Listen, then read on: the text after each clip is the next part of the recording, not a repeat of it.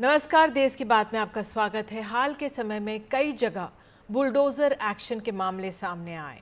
राज्य सरकारें आदेश देती और तुरंत बुलडोजर भेज दिए जाते। इसके चलते ये आरोप भी लगे कि आम लोगों के घर उजड़ रहे हैं, जिन पर दोष साबित ना हो उन पर ज्यादती हो रही है। सुप्रीम कोर्ट पहले भी बुलडोजर एक्शन पर आपत्ति जता चुका है। तो असम में बुलडोजर एक्शन पर सुप्रीम कोर्ट ने एक बार फिर से कड़ी नाराजगी जताई है। 30 सितंबर को यानी आज फैसला सुनाते हुए सुप्रीम कोर्ट ने असम सरकार के सोनापुर में बुलडोजर एक्शन पर रोक लगा दी है। साथ ही कोर्ट ने हेमंत बिस्वा शर्मा सरकार को इस मामले में अवमानना नोटिस जारी किया है। कोर्ट ने असम सरकार से 3 हफ्तों में जवाब भी मांगा है। सुप्रीम कोर्ट उन 47 लोगों की याचिका पर सुनवाई कर रहा था जिनके खिलाफ सरकार बुलडोजर एक्शन लाने वाली थी। तो कोर्ट ने पहले ही 1 अक्टूबर तक देश भर में बुलडोजर एक्शन पर रोक लगा दी थी, लेकिन याचिकाकर्ताओं ने आरोप लगाया कि सरकार कोर्ट की अवमानना करते हुए उनके खिलाफ एक्शन कर रही है। कोर्ट ने फिलहाल असम सरकार के एक्शन पर रोक लगा दी है।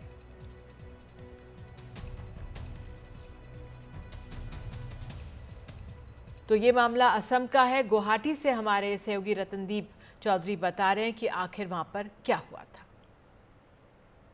लगभग 2 हफ्ते पहले असम के कामरूप मेट्रो ज़िले के सोनापुर के पास कोचीथोली में सरकार ने एविक्शन ड्राइव चलाई, जो ज़मीन के जो एनक्रोचमेंट के विरुद्ध सरकार ने ये दावा किया था कि वहाँ पे कुछ ऐसे लोग बसे हुए हैं जो ट्राइबल बेल्ट्स एंड ब्लॉक्स के जो ज़मीन है, जो कि नॉन ट्राइबल्स वहाँ पे बस नहीं सकते हैं, वैसे ज़मीनों पे वो बसे हुए हैं और उनको एविक्शन की गई। और उस एविक्शन ड्राइव में हिंसा भी हुई, जब कुछ लोगों ने वहाँ पे एक प्रतिरोध किया था, उनको एविक्शन रोकने की कोशिश की थी। तो तब और पुलिस और जो सरकारी जो ऑफिसर थे जो वहाँ पे गए थे, उनके ऊपर पत्थरबाजी की गई, हमला किया गया और इसके रिटेलिटरी फायर में जो फायरिंग करनी पड़ी पुलिस को, और उसमें 2 लोग मारे गए, वहाँ पे 30 लोग घायल हुए थे। और इसके बाद वहाँ पे एविक्शन ज़रूर रुक गया था, मगर इसके बाद जो वहाँ पे जिन लोगों को एविक्ट किया गया है उनमें से कुछ लोगों ने सुप्रीम कोर्ट में याचिका दायर की थी। और सुप्रीम कोर्ट में उन्होंने ये मांग रखी थी कि जिस ज़मीन पे वो बसे हुए हैं उस ज़मीन को उन्होंने एक लीज एग्रीमेंट के द्वारा लिया है, और सरकार ने जिस तरह से एविक्शन किया है उनकी ये मांग थी कि वो ठीक नहीं है प्रोसेस, क्योंकि सरकार को नोटिस देना जरूरी था। और सरकार के विरुद्ध ये भी आरोप लगाया गया था कि सुप्रीम कोर्ट की जो स्टैंडिंग ऑर्डर है, जो डेमोलिशन आप नहीं कर सकते हैं जब तक इस मामले में पूरी तरह से सुनवाई हो। इसके बावजूद सरकार ने ये कदम उठाए, ऐसा जो वहाँ पे पीड़ित लोग थे उन्होंने ये मांग रखी थी सुप्रीम कोर्ट में। और सुप्रीम कोर्ट ने इस मामले को आज सुनवाई करते हुए सरकार को 3 हफ्ते की समय दिया है, असम सरकार को, कि वो अपनी जो रिप्लाई है वो फाइल करे, और तब तक स्टेटस को मेंटेन करने के लिए कहा गया है। और बुलडोजर एक्शन पर लगातार सुप्रीम कोर्ट अपना रुख व्यक्त करता रहा है। 2 सितंबर को 2024 में इसी साल सुप्रीम कोर्ट ने कहा था, एक मामले में आरोपी होने पर किसी का घर कैसे गिराया जा सकता है। दोषी होने पर भी कानूनी प्रक्रिया का पालन किए बगैर ऐसा नहीं कर सकते। किसी का बेटा आरोपी हो, इस आधार पर पिता का घर गिरा देना सही नहीं है। ये कार्रवाई का सही तरीका नहीं है। और आपको बता दें, इसी महीने 17 सितंबर को सुप्रीम कोर्ट ने फिर कहा था कि देश भर में रोक लगाई थी सुप्रीम कोर्ट ने बुलडोजर एक्शन पर। अगली सुनवाई तक रोका बुलडोजर एक्शन। बुलडोजर न्याय को संविधान के खिलाफ बताया। गैर कानूनी ध्वस्तीकरण पर चिंता भी जताई है सुप्रीम कोर्ट ने।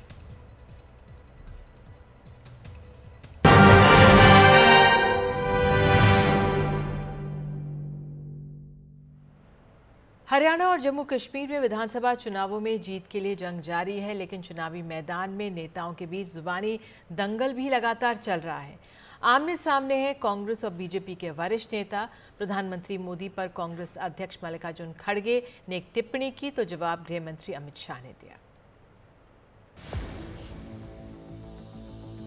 रविवार को कश्मीर के बिलावर में शहीदों को श्रद्धांजलि देते देते मल्लिकार्जुन खड़गे की तबीयत कुछ नासाज हो गई।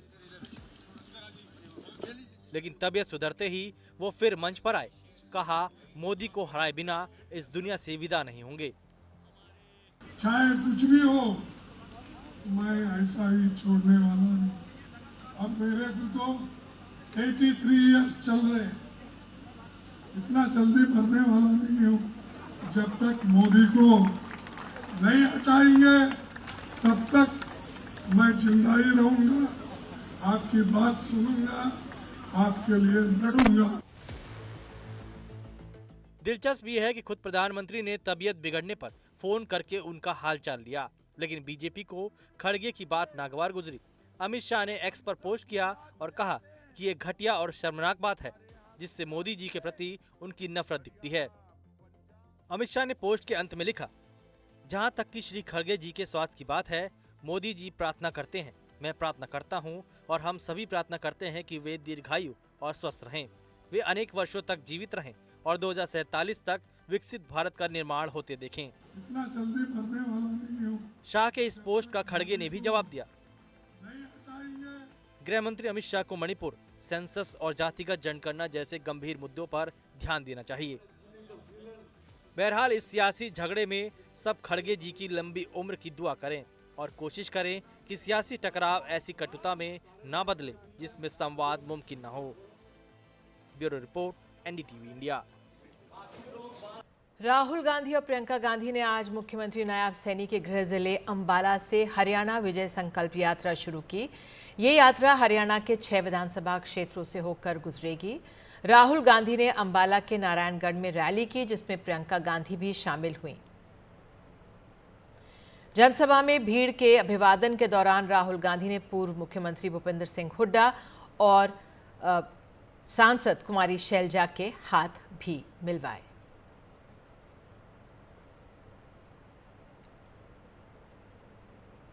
महिला शक्ति योजना 2000 रुपए हर महीने महिलाओं के बैंक अकाउंट में।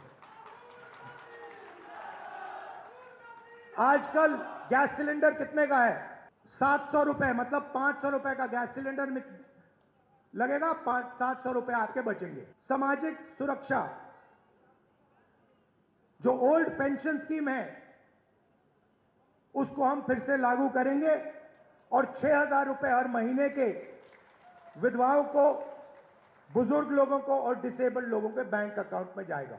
किसान को गारंटीड एमएसपी हरियाणा में। पहलवानों को देखिए, हमारे खिलाड़ी हैं और उनके साथ क्या किया गया। उनको सड़क पे बिठाया गया, आंदोलन करते रहे। प्रधानमंत्री जी के पास 5 मिनट का समय नहीं था कि वो मिलने भी चले जाएं, कि पूछ लें कि क्या बात है, किस तरह से हम आपकी मदद कर सकते हैं। और फिर आप सब ने खुद ही देखा कि ओलंपिक्स में अभी हाल में क्या हुआ।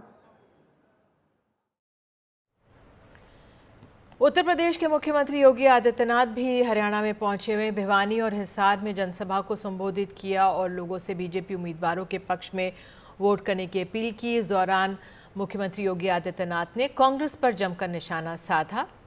उन्होंने कहा कि 10 साल बीजेपी की डबल इंजन की सरकार के कारण राज्य में बेहतर कनेक्टिविटी रही है हरियाणा के लिए और अच्छी सड़कें बनी हैं।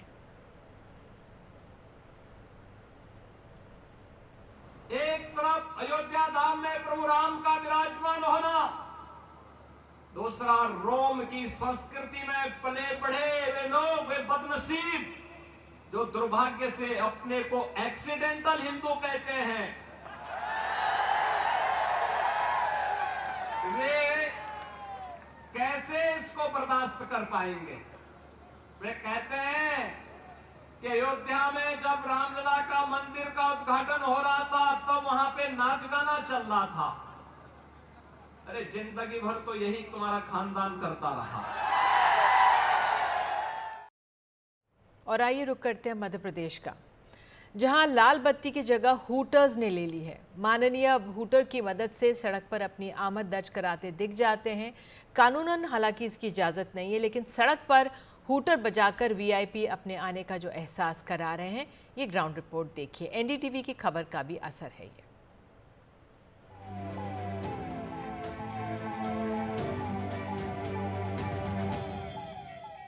मेरे इसमें हूटर नहीं है, लगा हुआ है। नहीं वो उसमें कनेक्शन नहीं है। लगाए हैं लोग बाग तो लगाए हैं। ये दीगर जनप्रतिनिधि भी उसका यूज करते हैं। भारत के नेता भी कम जुगाड़ू नहीं हैं। उन्होंने लाल बत्ती को इस सायरन से बदल दिया है।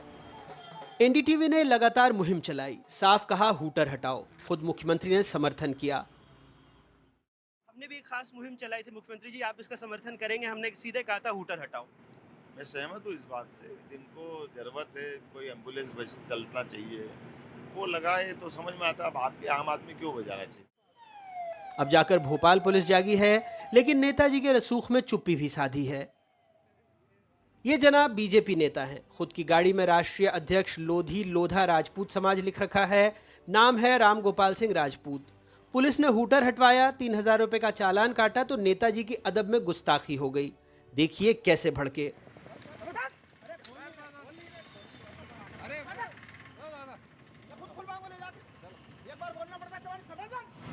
मौके पर मौजूद अफसर बगले झांकने लगे।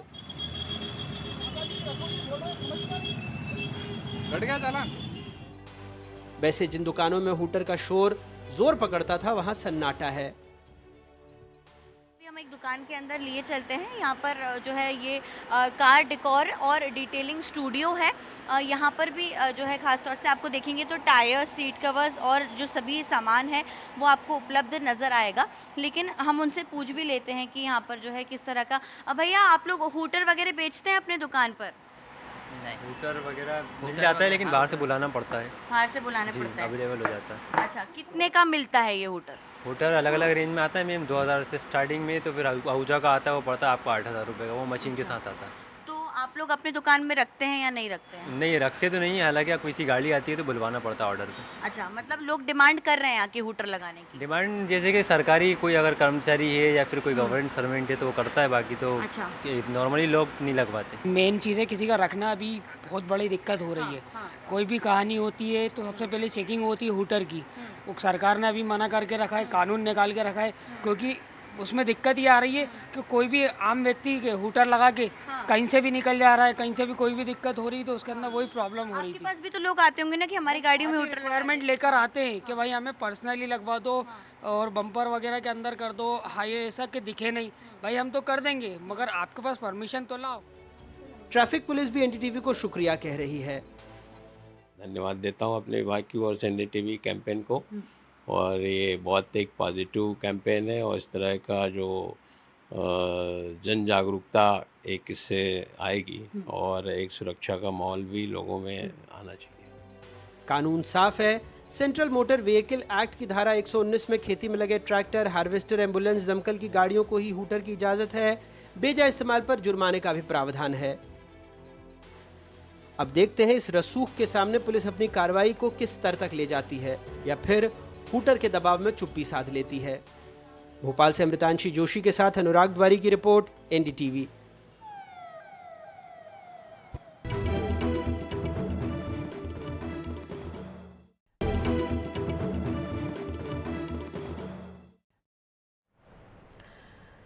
टारगेट पूरा करने का प्रेशर इतना बड़ा होता है कि कंपनी में काम करने वाले एरिया मैनेजर ने आत्महत्या कर ली है। ये घटना उत्तर प्रदेश के झांसी की है। मृतक ने 5 पेज का एक नोट भी लिखा है, जिससे पता चलता है कि काम का प्रेशर इतना था कि उसने अपनी जान ही दे दी।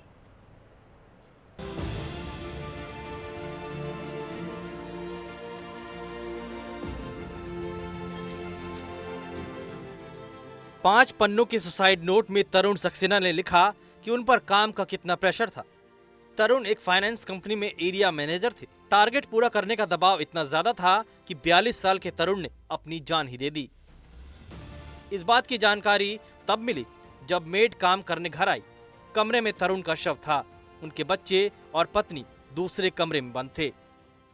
आज सुबह 6 बजे कॉन्फ्रेंसिंग के द्वारा वैभव सक्सेना और प्रभाकर मिश्रा, जो आपके भोपाल में बैठते हैं, प्रभाकर बंसल टावर में हबीबगंज स्टेशन के बगल में, उन्होंने उनको उकसाया सुसाइड करने के लिए। फिर उसके बाद उन्होंने सुसाइड किया। कैसे क्या, किससे चीज से सुसाइड किया? यही कि आप काम नहीं कर पा रहे हो, आपको नौकरी से निकाल देंगे, मतलब ये मानसिक प्रताड़ना जो होता है वो दी गई है उनको। पिछले 1-1.5 महीने से उनको दी जाती। इनकी कॉन्फ्रेंसिंग की जो भी रिकॉर्डिंग है वो सब मेरे पास अवेलेबल है। परिजनों का आरोप है कि तरुण जिस फाइनेंस कंपनी के लिए काम करता था उसके अधिकारी लगातार दबाव बना रहे थे। वो कई हफ्तों से परेशान था। ये भी कहा जा रहा है कि जिस दिन उसने अपनी जान दी उससे पहले कंपनी के अधिकारियों के साथ कॉन्फ्रेंस से मीटिंग हुई थी। पुलिस ने शव को कब्जे में लेकर पोस्टमार्टम के लिए भेज दिया है। इन्होंने अपने दुपट्टे से फंदा लगा करके आत्महत्या कर लिया है। पुलिस को सूचना मिली, पुलिस तत्काल मौके पर पहुंची, पंचायतनामा पोस्टमार्टम की कार्रवाई कराई जा रही है। इनके पास से एक सुसाइड नोट भी प्राप्त हुआ है जिसमें इन्होंने अपने जो उच्चाधिकारी हैं उन पे उत्पीड़न का आरोप लगाया है कि उनके द्वारा टारगेट ज़्यादा दिया जा रहा था और लगातार उसको प्राप्त करने का प्रेशर बनाया जा रहा था आदि ऐसे तरह तरह के आरोप इनके द्वारा लगाए गए हैं। परिजनों द्वारा यदि कोई शिकायत प्राप्त होती है तो उसकी जांच करते हुए अग्रिम वैधानिक कार्रवाई की जाएगी। बताया जा रहा है कि तरुण के सुसाइड नोट में अधिकारियों पर गंभीर आरोप हैं। इनकी जांच होना बहुत जरूरी है। झांसी से विनोद कुमार के साथ रणवीर सिंह, एनडीटीवी इंडिया।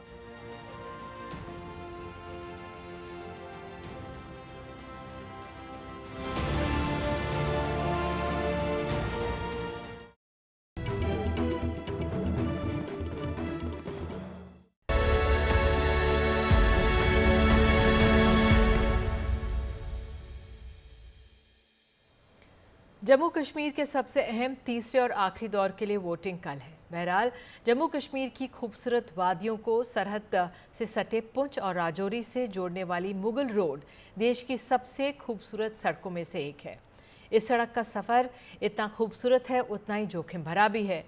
साल के कुछ ही महीने लोगों के इस्तेमाल के लिए खुली रहती है। जम्मू कश्मीर में चल रहे चुनावी समर में मुगल रोड भी अहम मुद्दा है। इस ऐतिहासिक सड़क की कहानी बता रहे हैं हमारे सहयोगी जितेंद्र दीक्षित।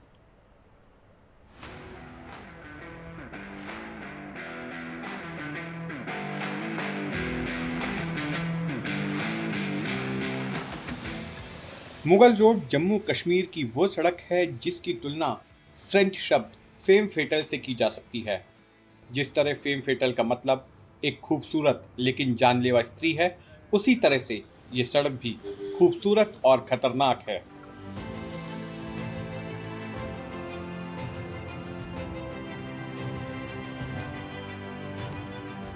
पीर पंजाल की पर्वत श्रृंखला से गुजरती इस सड़क पर आपको दोनों ओर फलों से लबरेज सेब के बागान नजर आते हैं।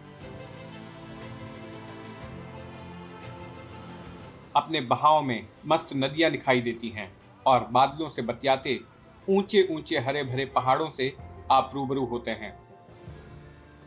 कई सैलानियों के लिए ये सड़क ही मंजिल बन जाती है, लेकिन इसी सड़क का एक दूसरा चेहरा भी है। इस सड़क के नुकीले घुमावदार मोड़ इसे खतरनाक बना देते हैं। यहाँ मौसम अचानक ही बिगड़ जाता है और भूस्खलन की घटनाएं आम हो जाती हैं। सर्दियों में पड़ने वाली बर्फ से वाहन फिसलने लगते हैं और कोहरे के कारण कुछ दिखाई नहीं देता। मुगल रोड पर अब जहां हम पहुंचे हैं उसे कहते हैं पीर की गली। यहां पर हाजी शेख सैयद करीम की दरगाह है और करीब 11,500 फुट की ऊंचाई पर यह जगह स्थित है। यहां से बादल होकर गुजरते देखे जा सकते हैं। जिन दिनों में मुगल रोड खुला रहता है उन दिनों यहाँ अच्छी खासी भीड़ नज़र आती है लोगों की। जो लोग दरगाह पर मत्था टेकने आते हैं उनकी भीड़ यहाँ दिखाई देती है। शेख हाजी अहमद करीम हिंदू से इस्लाम धर्म अपनाने वाले एक संत थे जो कि 16वीं सदी के दौरान यहाँ रहते थे। उनके साथ कई किंवदंतियां जुड़ी हैं और यहाँ के लोगों में उनके लिए बड़ी आस्था है। ये जगह उनकी कब्र या मज़ार नहीं है, बल्कि यहाँ वे ध्यान किया करते थे। मुगल रोड का इस्तेमाल बादशाह अकबर के ज़माने से होता आया है। अकबर ने लाहौर को कश्मीर घाटी से जोड़ने के लिए इस रास्ते को बनवाया था। इस सड़क से मुगल बादशाह औरंगजेब और जहांगीर भी गुजर चुके हैं। आज 84 किलोमीटर लंबी सड़क कश्मीर घाटी के शोपिया शहर को जम्मू की ओर बुफलियाज नाम के कस्बे से जोड़ती है। जम्मू कश्मीर के खाना बदोश गुज्जर और बकरवाल समुदाय के लोग अपने सालाना प्रवास के लिए पारंपरिक तौर पर इस सड़क का इस्तेमाल करते आए हैं। मुगल रोड की बहुत बड़ी अच्छी हिस्ट्री है, उसका इतिहास है, मुगलों के ज़माने का है। और अगर आप कभी गए हो या जाएंगे तो उस रूट पे आपको मुगलों के कुछ मॉन्यूमेंट्स भी दिखेंगे और वो एरिया भी बड़ा खूबसूरत है। नंबर एक तो ये है। दूसरा ये है कि मुगल रोड सिक्योरिटी के दृष्टिकोण से बड़ा स्ट्रेटेजिक लोकेशन रखता है, ठीक है ना। तो तीसरा, that could be one alternate route between connecting Kashmir with Jammu और जम्मू विद कश्मीर और वाइस वर्सा, क्योंकि जब भी हमारा जो नेशनल हाईवे 1 है ये बंद हो जाता है तो घरों से निकलना मुश्किल हो जाता है। लोगों को जम्मू पहुंचना होता है, दिल्ली पहुंचना होता है, पेशेंट्स होते हैं, बहुत सारी चीज़ें होती हैं। एयर फेयर स्काई रॉकेट हो जाते हैं, 17 हज़ार दिल्ली तक लगते हैं अगर 2 दिन फ्लाइट बंद रहती है। Mughal route can be an alternate route, an all-time alternate route between both these destinations, and it could also serve other purposes. जैसे वो रोड LOC के प्रॉक्सिमिटी में है तो सिक्योरिटी सर्वेलेंस सेंटर्स वहाँ पे बहुत बढ़िया हो सकते हैं।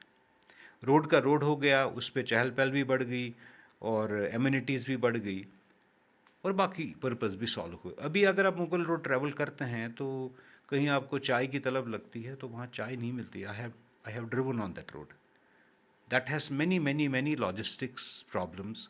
और बर्फ़ उस इलाके में ज़्यादा गिरती है तो अगर उसकी डेवलपमेंट करनी है तो scientifically have to think construction कैसे की जाए, कैसे इसको ऑल वेदर रोड बना सकते, उसकी अहमियत बहुत ज़रूरी है। It's very important road and it could serve as a backup for the existing road national highway 1 जो अभी डेवलपमेंट में है, वो भी इसी तरह की अच्छी हाईवे हो सकती है। 1989 में जम्मू कश्मीर की शेख अब्दुल्ला सरकार ने मुगल रोड को पक्की सड़क बनाने का प्रोजेक्ट शुरू किया था, लेकिन कुछ ही वक्त बाद राज्य को आतंक ने अपनी गिरफ्त में ले लिया। आतंकवादियों ने सड़क के पश्चिमी छोर पर बने बफलियाज पुल को उड़ा दिया, जिसके बाद यहां काम ठप हो गया। 26 साल बाद अक्टूबर 2005 में फिर एक बार काम शुरू हुआ और लक्ष्य रखा गया कि 2007 तक सड़क तैयार हो जाए। लेकिन इस बीच कुछ पर्यावरणवादियों ने यह कहते हुए प्रोजेक्ट को अदालत में चुनौती दी कि इससे वे जंगली जानवर प्रभावित होंगे जहां से सड़क होकर गुजरती है। इस बीच आतंकवादी वारदातों ने भी जोर पकड़ लिया। आखिरकार 2012 में 2 लेन वाली ये सड़क आम जनता के लिए खुल पाई।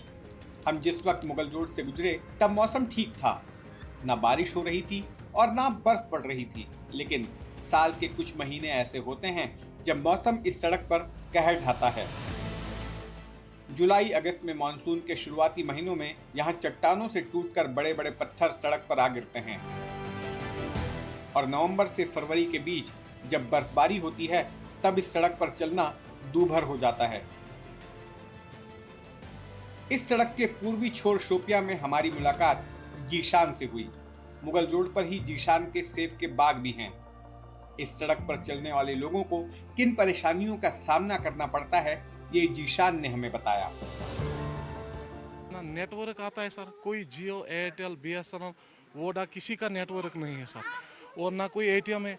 पिछले दिनों यहाँ 1 महीने पहले एक लड़के कुछ घूमने गए थे सर, तो वहाँ पे जो है वो कुछ शूट कर रहे थे, एक लड़के को फिसलन हो गई सर, उसका जो है पैर फिसल के नीचे चला गया, उसको थोड़ी सी चोटें आई थी सर। अगर उसको जल्दी ट्रीटमेंट यहाँ मिलता, हॉस्पिटल कहीं नज़दीक होता तो वो उसकी डेथ नहीं होती सर। 15 नवंबर के बाद कोई गारंटी नहीं है सर। यहाँ पे जो है यहाँ से जो भी गाड़ी आती है डर डर के आते हैं, आगे लैंडस्लाइड होती है, कोहरा होता है सर नीचे रोड पे। तो अगर आज जो है 100 में 50% गाड़ियाँ यहाँ से चलती है तो नवंबर 15 के बाद जो है सर 10% हो जाती है। कोई यहाँ से आने के लिए तैयार नहीं होता है सर। रोड बहुत डेंजर होता है, इसमें जो कोई सुविधा नहीं है और आगे कोई बस्ती भी नहीं होती है सर। तो इस कारण ये नवंबर से लेके आगे मई तक बंद रहता है सर। जीशान की दुकान मुगल रोड की उन चंद दुकानों में थी जहां चाय और खाने पीने की चीजें मिल रही थी। इसके बाद अगले 40 किलोमीटर तक यानी पीर की गली तक ना तो खाने पीने की कोई दुकान थी, ना कोई अस्पताल, ना शौचालय और ना ही मोबाइल फोन का नेटवर्क। सड़क पर अगर कोई हादसा हो जाए तो मदद के लिए किसी से संपर्क कर पाना आसान नहीं। और जहां तक हादसों का सवाल है, इस सड़क पर जानलेवा हादसे आम हैं।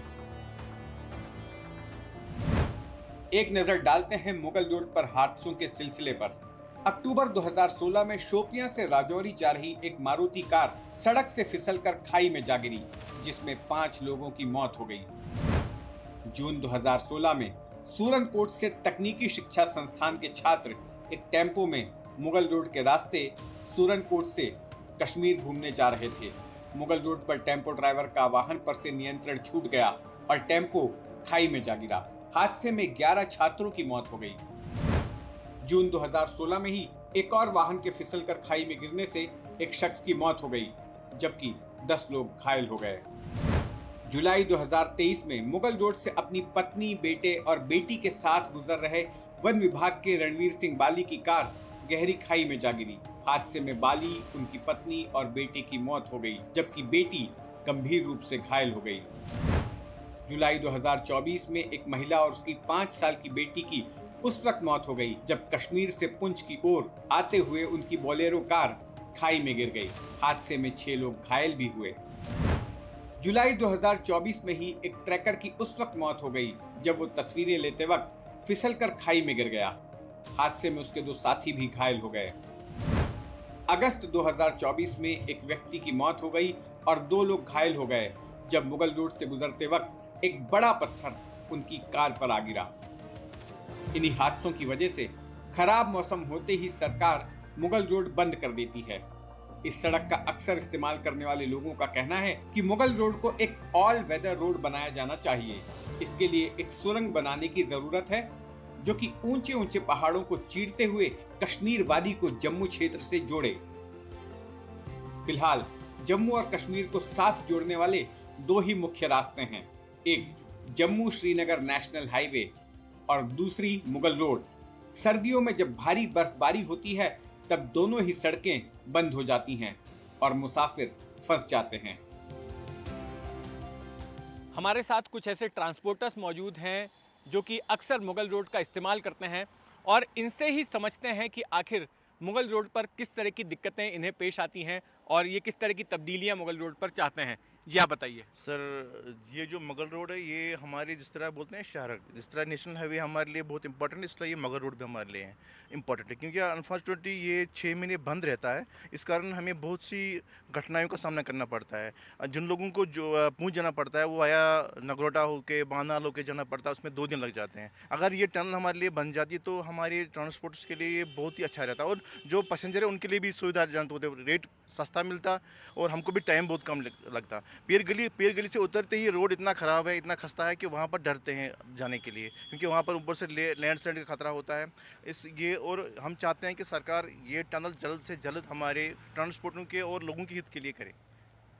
दो विकल्प हैं जम्मू को कश्मीर वैली से कनेक्ट करने के लिए जी, लेकिन ये दोनों विकल्प हर वक्त साल के 12 महीने काम नहीं करते हैं। सर, जब यहाँ बर्फ़ होती है तो दोनों विकल्प बंद रहते हैं। कम से कम अगर ये टनल से एक विकल्प रहता हमारे लिए कि ये सालों साल हमारे लिए ओपन रहती है ये टनल, जिसे हम जम्मू से कनेक्ट होते और कभी कभी लैंडस्लाइडिंग होते हैं इस रोड पे या उस रोड पे, तो ये भी आम पब्लिक के लिए भी अच्छा रहता है और राजौरी पुंछ लोगों के लिए अच्छा रहता है, कश्मीर के लोगों के लिए अच्छा रहता है। और कुछ तरह की फैसिलिटीज़ आप चाहते हैं, जैसे कि लोग बोलते हैं कि सिर्फ पीर की गली के अलावा कहीं पे यहाँ तक कि चाय पीने तक की व्यवस्था नहीं है, टॉयलेट्स वगैरह की व्यवस्था नहीं है, ये सारी चीज़ें भी नहीं है और अगर कुछ एक्सीडेंट हो जाता है तो भी वहाँ पर नेटवर्क नहीं लगता है तो मदद नहीं मिलती। सर, सबसे बड़ी इम्पोर्टेंट चीज़ है नेटवर्किंग वहाँ पीर गली में आता नहीं है।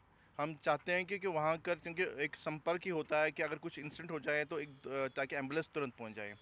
तो वहाँ पर करीबन 30-40 किलोमीटर के बाद बफलियाज और 40 किलोमीटर के बाद यहाँ पर दूसरे शिपियाँ का इलाका आता है, तो बीच में जो फर्स्ट एड भी नहीं मिलता है अगर कुछ हो सकता है, दुर्घटना होती है। इसलिए हम चाहते हैं कि इस तरह की व्यवस्था होनी चाहिए अंदर रोड में। जी, आप बताइए, आप क्या कहेंगे? सर, हम यही चाहते हैं ताकि हमको कोई फैसिलिटीज़ मिलने चाहिए। जैसे फॉर एग्जांपल एक रोड हमारा अभी खुला है, जैसे बर्फ़ पड़ेगा फिर तो वो भी बंद रहेगा, ये सीधी सी बात है। हम चाहते हैं ताकि एक रोड हमारे लिए खुला चाहे, 12 महीने तक खुला रहना चाहिए, हमारा यही चाहते हैं, बाकी और कुछ नहीं चाहते हम सर।